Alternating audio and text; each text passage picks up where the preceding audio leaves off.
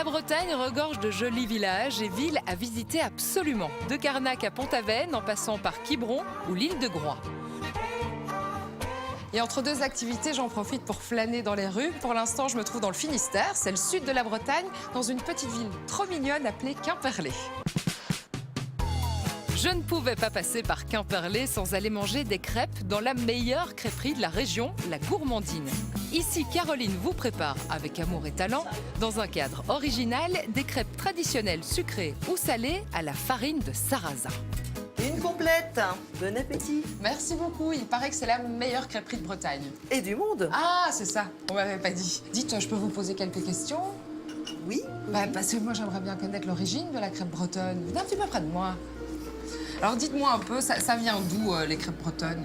À la base, c'est un produit comme le pain, c'est une farine, donc issue d'une graine. Le blé noir pousse sur des terres extrêmement pauvres, ce qui était le cas en Bretagne avant l'agriculture intensive. Enfin bon, voilà. Et du coup, les paysans faisaient pousser ce blé noir, récolter la graine et laisser pourrir les tiges et les feuilles sur la terre pour l'engraisser et pouvoir y planter des patates, des légumes, voilà.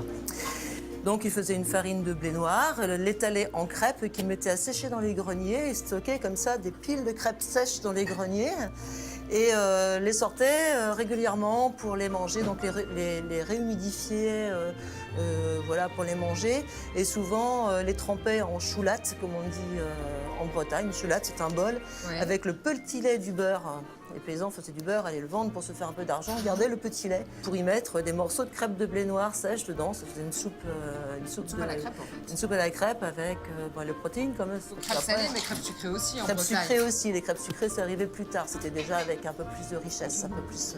Voilà. Et donc, vraiment, sa contenance est totalement différente d'une crêpe qu'on pourrait aller chercher ailleurs, quoi.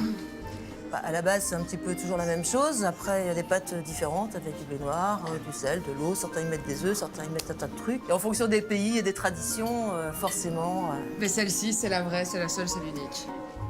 Ben ouais. Allez. Bon, mais excusez-moi, hein, mais elle est Ça comme va être ça, fort, là, faut devant manger, moi, depuis quelques minutes. Là, moi, je me retiens plus. Allez, merci beaucoup. Bon appétit. Merci. Et c'est en dégustant ces délicieuses crêpes que je me dis qu'il est malheureusement l'heure de rentrer en Belgique. Mais je reviendrai en Bretagne, ça, c'est sûr. On se retrouve la semaine prochaine, même heure, au même endroit.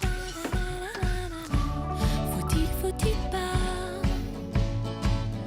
Y a belle lurette que j'ai décidé